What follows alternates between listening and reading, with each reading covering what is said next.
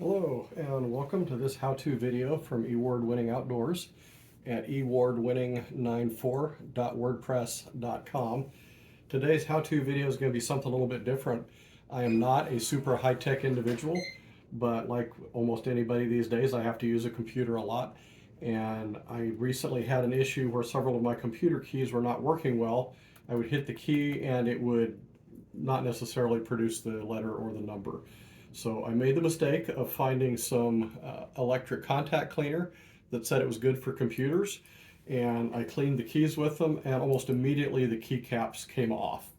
And I was able to temporarily kind of resecure them to where they were functional until I could get replacements. I read the fine print on it, and after the big headline said good for computers, the very bottom of the fine print said don't use on keyboards. Well, note to self, read the whole description next time. So I did some Googling and YouTubing and learned that it's really not a terrible job to replace a keyboard key on a laptop.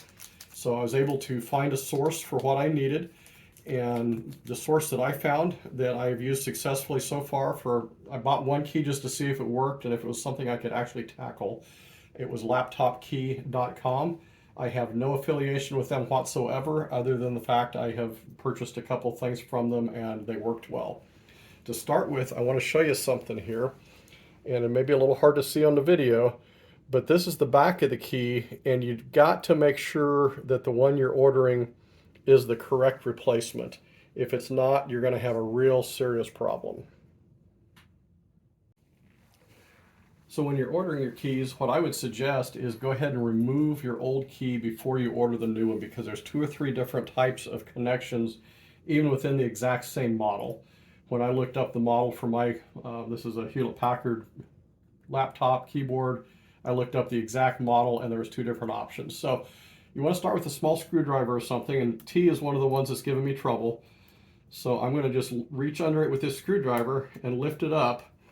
And as you do, you can't really see it in the video, but you'll actually expose that little white plastic part on the back. And you'll see it here in just a moment as I get this key off. You want to be gentle, although if you're replacing one that doesn't work, it's a little less critical because, all right, if you break it, it didn't work to start with. Once you get it off the keycap, you'll see this white part here. This is actually a 2-part hinge.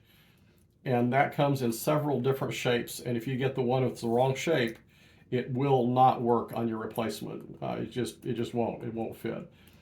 Once you get that off, then the next step is to remove this whole plastic hinge assembly here, and it snaps into place. I'm not terribly worried if I break this one because it's, like I say, it's already bad, but I'm still going to try to be gentle because I don't want to break anything else underneath it. So you're going to try to basically just get underneath it and lift it off. And it should pretty much snap out. There we go. Snaps off. And again, I'm going to try to get where I can show you this a little closer up. Hopefully it can focus enough. That's 2 pieces, and this particular one is fairly rectangular. You can actually see there where it hinges internally. So once you have your old key off and you know you have the right replacement part, the original directions I'd seen actually had the key and the hinge part separately. The ones I ordered as a replacement came in as a single unit, and so I'm going to stick with that. The other thing is there's this little rubber cap thing here that you may need to replace. My replacement keys came with that. That actually covers the part that is the electric switch. I'm not replacing it right now. If I need to later, I will. At 10 bucks a key, if I have to, I can. I had already replaced one key doing this process and it worked just fine. What I was able to do was basically just line up the new key and just gently press it into place. And as I did, I could feel it snap,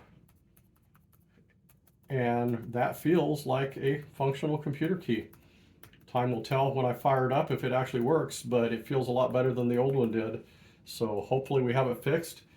If you have a laptop key you need to replace, I would encourage you YouTube the exact model you have in case it's slightly different than this one. But overall, don't be scared. It's not that terrible of a process. And if you got a small screwdriver and halfway stable fingers and you don't mind taking a chance with it, the worst you can do is break the replacement and have to buy another one. So enjoy. Hope this helps you out. Be sure to click like and follow down below. And if you would, subscribe and follow me for some more good hints and hacks down the road. Thanks.